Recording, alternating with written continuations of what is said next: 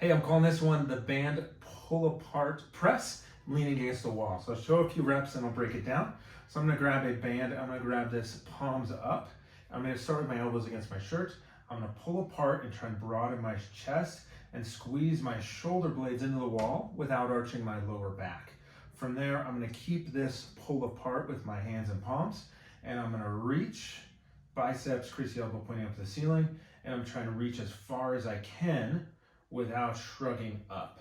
And then I'm gonna squeeze my shoulder blades back against the wall as I reach back. It's kind of like a push-up or a bench press type motion, but I really wanna exaggerate my shoulder blade movements using the wall as something that maybe helps as a tactile cue.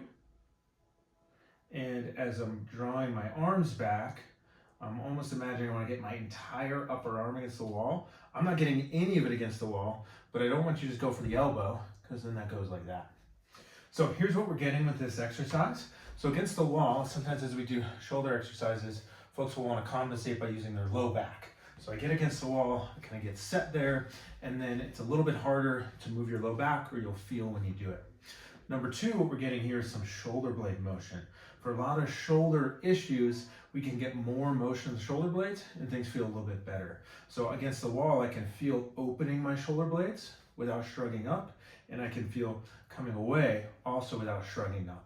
So at no point do I want to shrug up, but I want to feel I have all this backward motion and all this forward motion of just my shoulder blades without using my low back either or getting into my neck. The third thing we're getting here is we're getting some external rotation strength.